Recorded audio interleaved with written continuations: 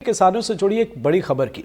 केंद्र सरकार ने किसानों से जुड़ी खबर को लेकर एक बड़ा फैसला लिया है। किसानों से जुड़े मुद्दे पर बड़ा फैसला लिया है। केंद्र सरकार ने रिफाइंड तेल पर आयात शुल्क बढ़ाकर 27.5% कर दिया है। केंद्रीय कृषि मंत्री शिवराज सिंह चौहान का कहना है कि इससे देश के किसानों की फसलों की डिमांड बढ़ेगी और उन्हें अच्छी कीमत मिलेगी। तो वहीं मुख्यमंत्री मोहन यादव ने भी केंद्र के इस फैसले का स्वागत किया है और केंद्र को शुक्रिया कहा है। दरअसल ये खबर मध्य प्रदेश के लिहाज से इसलिए बड़ी है क्योंकि देश भर में सोयाबीन के उत्पादन में मध्य प्रदेश की हिस्सेदारी 42% है और ये सबसे ज्यादा है। हालांकि इस फैसले पर विपक्ष की अपनी दलीलें हैं, कई सवाल हैं जिनके जवाब जानने की कोशिश करेंगे। एक खास पैनल भी हमारे साथ जुड़ेगा। चर्चा की शुरुआत करने से पहले आपको सुनाते हैं केंद्रीय कृषि मंत्री शिवराज सिंह चौहान और मुख्यमंत्री मोहन यादव ने क्या कुछ कहा है। फैसला किया गया कि आयात शुल्क बढ़ा के 20% कर दिया जाएगा और अन्य आयात पर जो शुल्क लगते हैं वो मिला के अब 27.5% आयात शुल्क लगेगा खाद्य तेलों के आयात पर। और इसका परिणाम ये होगा कि हमारे किसानों को, क्योंकि आयातित तेल पर जब आयात शुल्क लगेगा 27.5%, तो हमारे किसानों को जो सोयाबीन और तिलहन की अन्य फसल पैदा करते हैं उसके दाम बढ़ेंगे, किसानों को ठीक दाम मिलेंगे, क्योंकि हमारे स्थानीय बाजार में सोयाबीन की मांग बढ़ेगी। हमारे अपने रिफाइन ऑयल के मूल शुल्क बेसिक ड्यूटी को 32% बढ़ाने का निर्णय किया है। इसके कारण से हमारे सभी प्रकार के तेल की फसलें जैसे सरसों, सूरजमुखी, मूंगफल की फसलों का भी मांग बढ़ेगी। और हम तो सोयाबीन उत्पादक क्षेत्र में से आते हैं, सोयाबीन को भी बड़े पैमाने पर इससे लाभ मिलेगा। मैं मान के चलता हूं कि माननीय नरेंद्र मोदी जी, माननीय शिवराज सिंह चौहान कृषि मंत्री, दोनों को धन्यवाद देता हूं जिन्होंने किसानों के हित में बड़े निर्णय किए हैं। मध्य प्रदेश सरकार, केंद्र सरकार लगातार किसान के हितों में इस प्रकार के निर्णय की अपेक्षा भी कर रही थी और जिस प्रकार से एमएसपी बढ़ाई है उसका लाभ हम सबको मिलेगा। पुनः माननीय मोदी जी को धन्यवाद। तो चलिए अब चर्चा की शुरुआत करते हैं। सरकार का फैसला क्या है वो तो आपके सामने है। अब इस फैसले को किस तरीके से देखा जा रहा है ये सबसे बड़ा सवाल है। हमारे साथ मेहमान जुड़ गए हैं, सबसे आपका परिचय कराते हैं। आकाश जंदल साहब हमारे साथ हैं, अर्थशास्त्री, बहुत बहुत स्वागत है सर आपका। इसके साथ ही चौधरी सवित मलिक साहब हैं, किसान नेता, सर आपका भी बहुत बहुत स्वागत है। और अजय धौले जी हमारे साथ, प्रवक्ता भारतीय जनता पार्टी। आप तीनों ही मेहमानों का बहुत बहुत स्वागत है। सबसे पहले आकाश जी, आपसे जरा समझना चाहेंगे इस फैसले को आप किस तरीके से देखते हैं, कितना फर्क आपको लगता है कि इससे पड़ेगा? बहुत बढ़िया फैसला है, हर एंगल से बहुत अच्छा है। देखिए, सबसे पहले किसान हमारा अन्नदाता है। मेरी ऑर्गेनाइजेशन आकाशनंदल.in का क्लियरली मानना है कि किसानों का इंटरेस्ट सर्वोपरि है, सुप्रीम। हमने किसान भाइयों का इंटरेस्ट देखना है और किसान भाइयों का इंटरेस्ट प्रोटेक्ट करना सरकार की और नागरिकों की सबकी ड्यूटी है। दूसरा, अब मैं एक इकोनॉमिस्ट हूं तो मैक्रो लेवल पे लेके चलूं। ग्लोबली आजकल प्रोटेक्शनिज्म चल रही है। प्रोटेक्शनिज्म मतलब अपने देश की प्रोड्यूस हुई चीजों को तरजीह दी जाती है। अमेरिका कहता है अमेरिका फर्स्ट अपनी इकोनॉमी के लिए, चाइना अपने प्रोड्यूसर्स को प्रोटेक्ट करता है, तो हम हिंदुस्तानी अपने प्रोड्यूसर, इस केस में प्रोड्यूसर्स हुए हमारे किसान भाई, उनको प्रोटेक्ट क्यों ना करें? जब दुनिया भर में प्रोटेक्शनिज्म के कल्चर को आम शब्दों में दर्शकों को समझा दूं कि दुनिया की हर इकोनॉमी, हर देश आज इस चीज को इंपॉर्टेंस दे रहा है कि जो उसके अपने कंट्री के अंदर प्रोडक्शन है, चाहे कोई मैन्युफैक्चरर कर रहा है, चाहे कोई किसान भाई कर रहा है, उसको प्रेफरेंस दे। और इसके अंदर जो ग्लोबली कॉम्पिटिटिव कंट्रीज हैं, अमेरिका हो, चाइना हो, वो भी सबसे आगे हैं। तो हम हिंदुस्तानी क्यों ना अपने मैन्युफैक्चरर को, इस केस में अपने किसान को तरजीह दें। अब आ जाता है इसका दूसरा एंगल, जो कुछ लोगों को एप्रीहेंशन है कि इससे इन्फ्लेशन तो नहीं बढ़ जाएगी जी, इससे महंगाई तो नहीं बढ़ जाएगी, क्योंकि ये तेल तो आम आदमी की जरूरत है। किसान भाइयों का इंटरेस्ट तो हमने देख लिया, आम आदमी का इंटरेस्ट, मेरे हिसाब से आम आदमी पे इसका कोई नेगेटिव असर नहीं पड़ेगा। सबसे पहले तो इन्फ्लेशन का डेटा दे दूं, करंट इन्फ्लेशन 3.45% के आसपास चल रहा है, सीपीआई इन्फ्लेशन, तो ऑलरेडी अंडर कंट्रोल है। जो आरबीआई का टारगेट है 4% ±2%, उससे भी कम चल रहा है। दूसरा क्या होगा, कस्टम ड्यूटी इंपोर्ट करने से सरकार के पास कस्टम ड्यूटी आ जाएगी। अब मैक्रो लेवल की बात करता हूं, कस्टम ड्यूटी आ जाएगी तो सरकार की इनकम बढ़ेगी, इनकम बढ़ेगी तो डेफिसिट कम होगा, उससे महंगाई कम होती है। साथ ही साथ फॉरेक्स रिजर्व हमारा बच जाएगा, विदेशी मुद्रा भंडार हमारा बच जाएगा। जब हम अपने किसानों की, अपने लोगों की पैदा की हुई चीजों को इस्तेमाल करेंगे तो विदेशी मुद्रा भंडार बचेगा। इसीलिए मैं मोदी सरकार की इन पॉलिसीज की तारीफ करता हूं। आज मोदी सरकार की अच्छी पॉलिसीज की वजह से दर्शकों को बता दूं, 689 बिलियन US डॉलर, एक बहुत ही जबरदस्त शानदार फॉरेक्स रिजर्व पे हम बैठे हुए हैं, जिसकी वजह से आज यूएस, चाइना सब हमारी इज्जत करते हैं। और आज बता दूं, मोदी गवर्नमेंट की पॉलिसी इतनी बढ़िया है कि हिंदुस्तान फास्टेस्ट ग्रोइंग इकोनॉमी, बड़ी इकोनॉमीज में से हमसे बड़ी जो चारों इकोनॉमीज है, अमेरिका, चाइना, जर्मनी, जापान, उनसे ज्यादा तेजी से ग्रो कर रहे हैं। तो फॉरेक्स रिजर्व्स हमारे बढ़ेंगे, डेफिसिट हमारा कम होगा, इन्फ्लेशन ऑलरेडी रिड्यूस चल रही है, बहुत ही हल्का फुल्का असर आएगा। आम कंज्यूमर पे उसका असर नहीं आएगा क्योंकि दूसरे बेनिफिट मिल जाएंगे उसको इनडायरेक्टली। साथ ही साथ किसान भाइयों को हम उनका ड्यू दे पाएंगे। तो मेरे हिसाब से बहुत ही समयोचित फैसला है, टाइमली फैसला है, किसान भाइयों को फायदा पहुंचाने वाला फैसला है। हर एंगल से सरकार ने अच्छा डिसीजन लिया। देखो, इंपोर्ट एक्सपोर्ट पॉलिसी होती क्या है, मैक्रो लेवल पे आपको एक्सप्लेन करूं। इसीलिए बनाई जाती है कि देश के आम आदमी को उसके मैक्सिमम फायदा दिया जाए। उसको फ्लेक्सिबल इसीलिए रखा जाता है कि सर्कमस्टांसेस और सिचुएशन देख के उस हिसाब से डिसीजन लिए जाए। आज की तारीख में ऑलरेडी इन्फ्लेशन हमारी रिड्यूस्ड है, क्योंकि अब मैं दूसरे ऑयल की बात कर रहा हूं, क्रूड ऑयल, पेट्रोल, डीजल, वहां हमें रिलीफ मिला हुआ है। बिल्कुल नहीं, इसका असर तो देखने को मिलता है, लेकिन इस मामले पर बाकियों की क्या राय है आकाश जी, जरा वो भी समझ लेते हैं, फिर आपके पास लौटेंगे, क्योंकि लॉन्ग टर्म कितना इससे असर पड़ता है, क्या इम्पैक्ट है, वो भी समझेंगे। चौधरी सवित मलिक साहब, फैसले का स्वागत या सवाल? देखो, देर आए दुरुस्त आए। जब किसान की फसल खेत में होती है और जब किसान की फसल मंडी में जाती है, उस वक्त सरकार ध्यान नहीं देती और उस वक्त जो रेट होते हैं वो नहीं मिल पाते जो किसान को मिलने चाहिए। अब किसान की फसल मंडी में जा चुकी है, उद्योगपतियों के गोदामों में सभी हमारी तिलहन की फसलें हैं, तो अब सरकार को याद आया है कि कैसे उद्योगपति मित्रों को करें। लेकिन देर आए दुरुस्त आए, अगर इसको लगातार बराबर बना के रखे, आगे किसान की फसल आएगी, उसमें लाभ मिलेगा। दूसरा, हमारा कहना, जो पॉम ऑयल आता है उससे उतना फायदा नहीं होता जिससे हमारे देश की इकोनॉमी को नुकसान हो रहा है। पॉम ऑयल आने से तरह तरह की बीमारियां बढ़ रही है और हमारा बजट स्वास्थ्य पर बहुत ज्यादा बढ़ रहा है।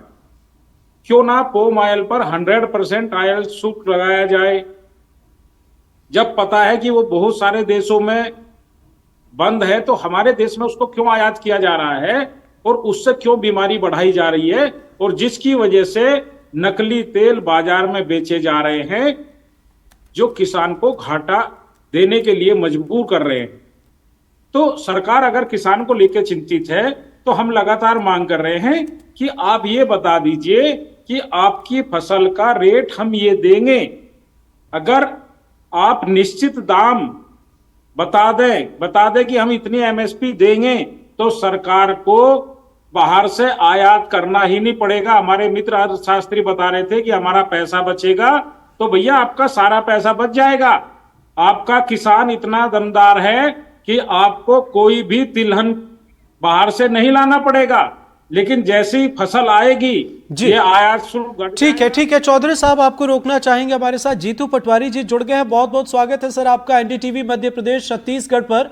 सरकार ने ये जो फैसला लिया है, किसानों के हित में इसे बताया जा रहा है। रिफाइंड तेल पर आयात शुल्क 27.5% बढ़ाए गए हैं। आप क्या कहेंगे, इस फैसले का स्वागत है या सर विरोध है?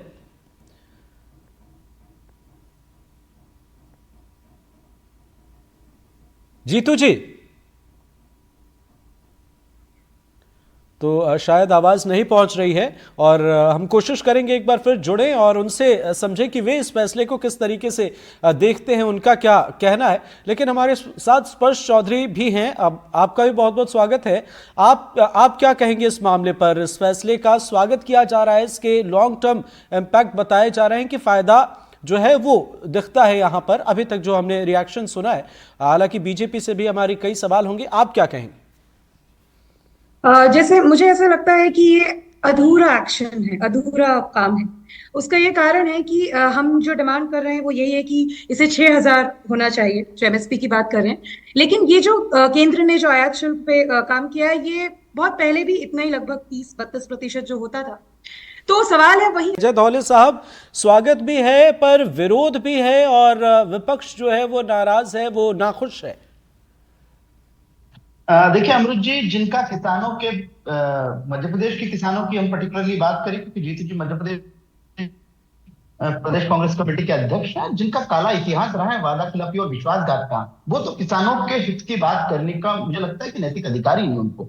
निश्चित रूप से आज जो भारत सरकार का निर्णय है बेसिक इंपोर्ट ड्यूटी बढ़ाने वाला, और देखिए कि आदरणीय गृह मंत्री जी का इस पर ट्वीट भी है, मैं ट्वीट को पढ़ के बताऊं कि मोदी सरकार ने कच्चे पान, सोया और सूरजमुखी तेलों पर जो इंपोर्ट ड्यूटी बढ़ाई है, तो उससे मध्य प्रदेश के जो किसान है, साथ साथ देश के जो किसान है, सोयाबीन उस किसानों का उन्होंने मुख्य तौर पे उल्लेख किया है कि उनका कहा है कि इनसे किसानों का लाभ होगा। और जैसा कि आकाश जी ने भी बताया कि मैक्रो इकोनॉमिक्स ये कहता है कि इंटरनेशनली जब आप मजबूत होते हो तो आप प्रोटेक्शनिज्म के प्रिंसिपल को आपको निश्चित रूप से लागू करने की आवश्यकता होती है, क्योंकि आपके देश के अंग है, जैसे हम किसान ले लेते हैं कि किसानों के प्रोटेक्शन की आवश्यकता थी, तो जो मैक्सिमम हम देखिए हम 70% से अधिक का तेल हम आयात करते हैं, जिसमें मुख्य रूप से इंडोनेशिया, मलेशिया, थाईलैंड से हम पाम खरीदते हैं, फिर हम लोग यूक्रेन, ब्राजील, रशिया से, अर्जेंटीना से सोया ऑयल प्रोक्यूर करते हैं। तो इन देशों के जो हमारी इंपोर्ट ड्यूटीज है उसको बढ़ाने से निश्चित रूप से हमारे यहाँ की जो प्राइसेस है वो एक स्थिर हो जाएगी। हमारे किसानों को जो हम बूस्ट करने की बात कर रहे थे, कि मध्य प्रदेश का अगर उदाहरण ले लें, 5.47 लाख मीट्रिक टन के उत्पादन के साथ मध्य प्रदेश सोया स्टेट बना है, तो निश्चित तौर पे एक ये हमारे किसानों के लिए संबल का विषय है, और हमारे जितने भी तिलहन वाली फसलें हैं उनके लिए भी ये लॉन्ग टर्म में जाने वाला विषय है, कि लॉन्ग टर्म में किसानों को अल्टीमेटली बेनिफिट करने वाला विषय। लेकिन यदि कांग्रेस को इस विषय पर पॉलिटिसाइज करना है तो निश्चित तौर पर हम स्वागत करते हैं। कांग्रेस का वो काम कांग्रेस करे। मध्य प्रदेश के किसान, देश के किसान भारतीय जनता पार्टी के साथ में खड़े हैं, और ये आदरणीय प्रधानमंत्री नरेंद्र मोदी जी की सरकार की नीतियां ही हैं कि हम लोग आज सस्टेनेबल इकोनॉमिक्स की ओर जा रहे हैं। आकाश जी ने बहुत अच्छे से एलैबोरेटली एक्सप्लेन किया कि आज हमारा फॉरेक्स रिजर्व बढ़ रहा है, आज हम विश्व में एक ऐसी इकोनॉमी है जिसके साथ में व्यापार करने से मुझे नहीं लगता कि अगर हमारी इंपोर्ट ड्यूटीज भी बढ़ जाए या हमारे माइक्रो इकोनॉमिक के फंडामेंटल्स को भी हम क्लियर करें, तो भी विश्व के ऐसे कोई राष्ट्र नहीं जो आज हमारे साथ में व्यापार करना नहीं चाहेंगे। ये आज विश्व के अनेक राष्ट्रों की मजबूरी है कि भारत के साथ में व्यापार करना है। तो यदि हम इस परिस्थिति में अपने देश के किसानों की आर्थिक स्थितियां व्यवस्थित करने में, उसको सुदृढ़ करने में इस प्रकार से निर्णय लेते हैं जो लॉन्ग टर्म में बेनिफिट करने जा रहे हैं, और आज हम बात कर रहे हैं किसानों की, इन विषयों से, इंपोर्ट ड्यूटी बढ़ाने से, बेसिक इंपोर्ट ड्यूटी बढ़ाने से आज हमारे किसानों का सस्टेनेबल ग्रोथ होगा। भारत सरकार को इस बात के लिए मुझे लगता है प्रशंसा करने की आवश्यकता है, ना कि इस विषय पर राजनीति हो। राजनीति करने के लिए हमारे पास अनेक अवसर आएंगे अमृत जी, लेकिन किसानों के मुद्दे पर जिस प्रकार से मध्य प्रदेश कांग्रेस, देखिए मध्य प्रदेश कांग्रेस ने पहले तो कहा था कि आप एमएसपी दीजिए, एमएसपी सोयाबीन पे एमएसपी मांग रहे थे, किसानों को सड़कों पर उतरे। जैसे ही मध्य प्रदेश सरकार ने प्रस्ताव भेजा, केंद्र सरकार ने 4,892 रुपए का एमएसपी सैंक्शन कराया, तब इन्होंने 6,000 की नई मांग लाई। तो मुझे लगता है ये जो मध्य प्रदेश के किसानों को भ्रम फैलाने वाली और भ्रामक राजनीति के माध्यम से अपनी राजनीति चमकाने के लिए जीतू जी जो लगे हैं, वो अपार्ट फ्रॉम द पॉलिटिक्स में सोचे कि इससे किसानों को लॉन्ग टर्म में बेनिफिट होने वाला है, ये देश के किसानों को संबल प्रदान करने वाला निर्णय। ऐसे निर्णयों पे भी राजनीति ना करें अमित जी। बिल्कुल ठीक है, लेकिन ये तो सही है कि सरकार के पास कितने पैसे हैं, किस तरीके से अपने बजट के अकॉर्डिंग वे काम करेंगे, लेकिन विपक्ष के सवाल भी जो हैं वो किसान हितैषी हैं, इसे उससे भी नजरअंदाज नहीं किया जा सकता। आकाश जी आपके पास आते हैं, और चौधरी सवित मलिक साहब, आपकी बातें उस समय पूरी नहीं हो पाई थी, जीतू पटवारी जी जुड़ गए थे, आप प्लीज अपनी बात पूरी रख लीजिए, उसके बाद आते हैं सर। आकाश जी आपके पास भी। देखो अमृत जी, हम कह रहे सरकार तमाम वादे करती है लेकिन वादे पूरे नहीं कर पाती। इन्होंने तो कहा था 2022 में हम किसान की आय दुगनी कर देंगे, लेकिन अगर आज किसान की हालत देखें तो जब सरकार आई थी उस वक्त पेट्रोल का दाम क्या था, डीजल जो खेत में यूज होता है उसका 55 रुपए 50 रुपए दाम था, आज 90 रुपए है। जो डीएपी का बोरा था उसके 3 गुना रेट बढ़ गए हैं। जितनी भी हमारी दवाएं हैं उनके रेट बढ़ गए हैं, लेकिन फसलों के रेट वहीं के वहीं है, 5-10% बढ़े हैं।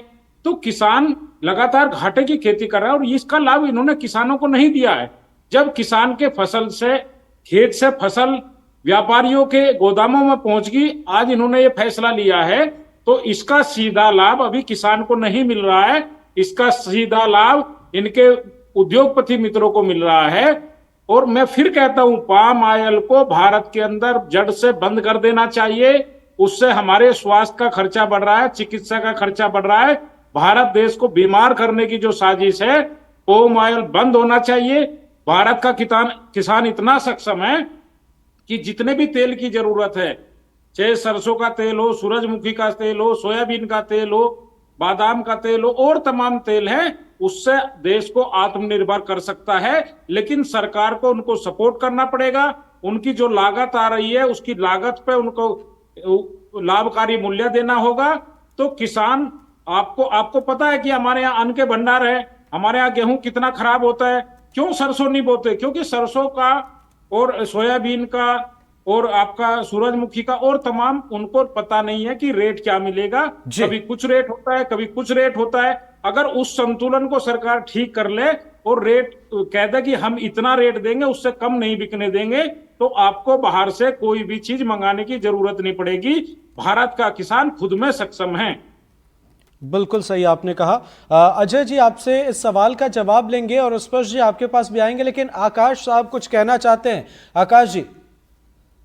देखिए, सबसे पहली बात, चौधरी साहब जो बात कह रहे हैं कि भारत का किसान सक्षम है, इसमें कोई दो राय नहीं। हमारा किसान जो है बहुत कैपेबल है, बहुत टैलेंटेड है, लेकिन इसमें दो चीजें आ जाती हैं।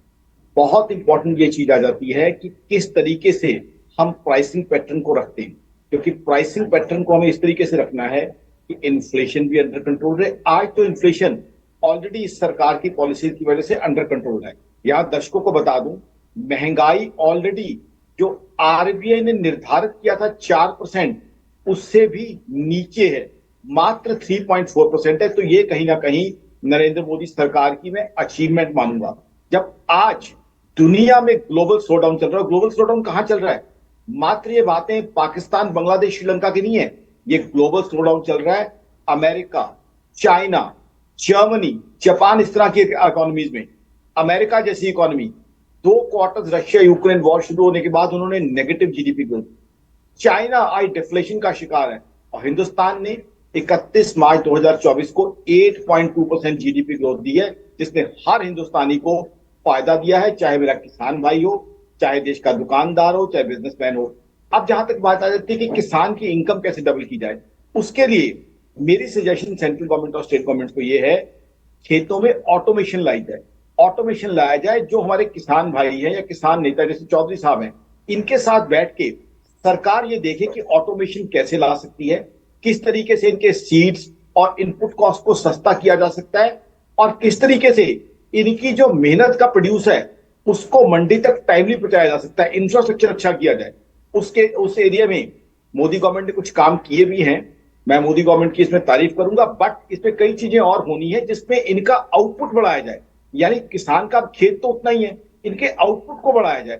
आउटपुट बढ़ाया जाएगा तो जो सरकार का टारगेट है कि इनकी इनकम डबल करना, उसकी तरफ हम बढ़ पाएंगे। अल्टीमेटली टारगेट ये होना चाहिए कि किसानों को आय कैसे बढ़ाई जाए। तो उसके लिए अगर आउटपुट बढ़ा दें, हम इनपुट कॉस्ट कम कर दें, तो उससे भी किसानों की इनकम बढ़ जाएगी। अल्टीमेटली टारगेट क्या है? क्या टारगेट मात्र एमएसपी देना है या इनकम बढ़ाना? आई थिंक इनकम बढ़ाने को टारगेट लेके आगे चला जाए तो उस सोल्यूशन की तरफ जाया जा सकता है। साथ ही साथ जो इंपोर्ट एक्सपोर्ट पॉलिसी की बात की जा रही है कि कब बढ़ाया कब कम किया गया, इंपोर्ट एक्सपोर्ट पॉलिसी आज के टाइम में डायनेमिक होना जरूरी है। डायनेमिक दर्शकों को बता दूं कि जो फ्लेक्सिबल है, जो चेंजेस होती रहे लगातार, वो होना बहुत जरूरी है, क्योंकि ग्लोबली ये काम किए जा रहे हैं। ग्लोबली अपने मैन्युफैक्चरर को प्रोटेक्ट करने के लिए दुनिया भर में ये काम हो रहे हैं। तो हमारे यहाँ इस केस में हमारा मैन्युफैक्चरर हमारा किसान है, उसको प्रोटेक्ट करना, उसको मोटिवेट करना हमारी ड्यूटी है। तो कहीं ना कहीं सरकार को इसमें डायनामिज्म दिखानी होगी। जैसे ही कोई फ्लक्चुएशन होता है, जैसे ही लगता है कि लोकल मार्केट इंपैक्ट हो रही है, हमारा किसान भाई, हमारा अन्नदाता इंपैक्ट हो रहा है, इमीडिएटली डिसीजन लेना पड़ेगा। ये डायनामिज्म जो है इंपोर्ट एक्सपोर्ट पॉलिसीज में, it's order of the day. So if we are doing it, I think I am all supportive to the government for taking this decision. We have to be dynamic in our import-export policies. Then only can we protect our producers. बिल्कुल। स्पर्श जी, क्या कहेंगे आप? यहाँ पर MSP और MSP से बेहतर इनकम को लेकर बताया जा रहा है, इसके साथ ही संतुलन पर सवाल है। जाहिर सी बात है कांग्रेस भी विरोध कर रही है, क्या कुछ सवाल होंगे आपके? तो कुछ यहाँ पे मैं काफी देर से चर्चा सुन रही थी, कुछ बातें मैंने पहले कही। मैं कहूंगी कि अगर राजनीतिकरण की बात है तो डबलिंग द फार्मर्स इनकम का जो हम नारा बहुत समय से सुन रहे थे, उस पर काफी चर्चा अभी हुई ना, दोगुनी कैसे की जाए। और अभी मैं मिशन 2025 में बात हो रही है कि हम तिलहन में आत्मनिर्भर कैसे बने। तो मेरा सवाल ये है कि जब तक आप अपने जो तिलहन के उत्पादक है उनके लिए उत्पादकता बढ़ाने पे ध्यान देंगे, जैसा कि अभी चर्चा हो रही थी, तब तक उनकी जो उनके प्रॉफिट्स हैं उस पे काम नहीं हो सकेगा। तो इंपोर्ट ड्यूटी आपने जो पहले कम कर, आपने उसको वापस ले आए और आप अपना पीठ थपथपा रहे हैं।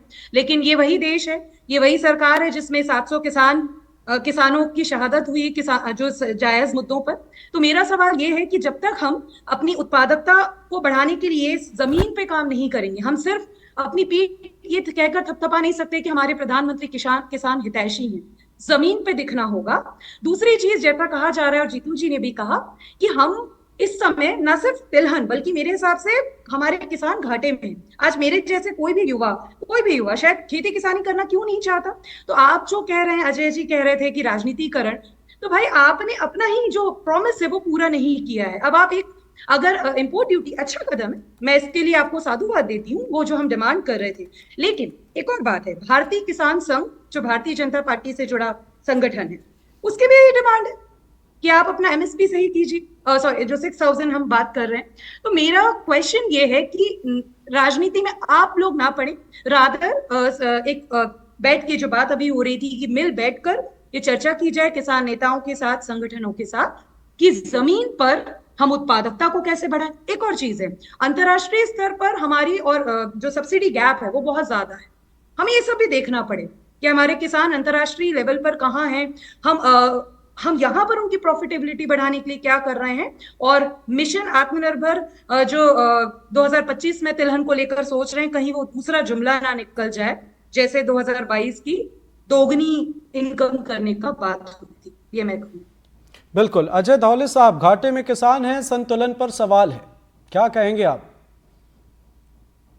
देखिए अमरुद जी, वैसे ही जैसे मैंने अपने ओपनिंग स्टेटमेंट में कहा कि मंशा पे यदि सवाल खड़ा कर देंगे तो मुझे लगता है सरकारों का काम सरकारें चलाना भी नहीं रह जाएगा। निश्चित तौर पे आप देखेंगे आदरणीय प्रधानमंत्री श्री नरेंद्र मोदी जी की सरकार के जो 4 वर्ग हम प्रमुख मानते हैं उसमें हमारा अन्नदाता भी है। और ये एक ऐसा निर्णय नहीं, इसके पूर्व भी आप ऐसे अनेक निर्णय हैं जब देश के किसान के साथ में खड़े होने का विषय भारत सरकार या मध्य प्रदेश की सरकार उनके साथ में खड़ी है। हम लोग तो ये मानते हैं, मध्य प्रदेश का किसान हो या देश का किसान हो, अपने जनादेश के माध्यम से ये भी स्पष्ट करते रहे कि हमारी नीतियां, भारतीय जनता पार्टी की जो नीतियां हैं वो निश्चित रूप से किसान हितैषी रही है।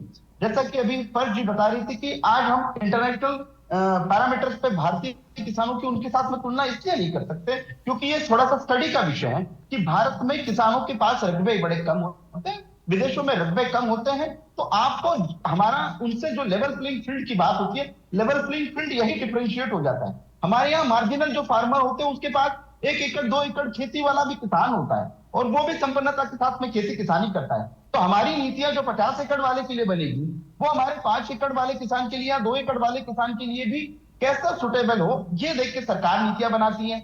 रही बात आपके राजनीतिकरण की, तो मैंने आपको उदाहरण भी दिया कि मध्य प्रदेश में किसानों को सोया के मुद्दे पे आप सड़कों पे लेके आए, जी, लेकिन आपने जब जब जब एमएसपी की बात आई 4,892 रुपए किसानों और किसानों में संतुष्ट है, फिर भी आप उस किसानों को 6,000 की तरफ लेके जाने चाहिए। तो देश के किसानों को उत्पादकता से आप मोड़ रही है राजनीतिकरण के, उनको दलदल में फंसा के। ऐसा ही हमने किसान आंदोलन के समय में देखा। आज देश का किसान देश की ग्रोथ में कंट्रीब्यूट करना चाहता है, ना कि आपकी राजनीति चमकाने के लिए सड़कों पे उतरना चाहता है। ठीक है अजय धौले साहब, वक्त कम है, संक्षेप में एक सवाल आपसे जानना चाहेंगे। विरोध में जो सवाल हैं या विपक्ष के जो सवाल हैं, क्या इस पर कोई गुंजाइश नजर आती है या फिलहाल जो फैसला है यही चीजें नजर आएंगी? देखिए अमृत जी, मुझे लगता है सरकार सबका साथ सबका विकास की जब बात करती है तो उसमें देश के सभी हितधारक आ जाते हैं। देश के किसानों के हित में जब जब निर्णय लेने की बात आएगी, जब जब ऐसे सुझाव भी आएंगे जिनको इम्प्लीमेंटेशन की बात है, जैसा कि अभी आकाश जी ने बहुत अच्छा सुझाव दिया, हमारे चौधरी सतवीर जी ने जो सुझाव दिए, निश्चित तौर पर सरकारों का काम ही है सुझाव को सुनकर नीतियां बनाना। और भारत सरकार, मध्य प्रदेश की सरकार इस मामले में आपने देखा होगा कि जब जब सरकारों के पास सुझाव आए, उनको एक अच्छे न्यायोचित ढंग से इंप्लीमेंटेशन करने में कार्यरत रही।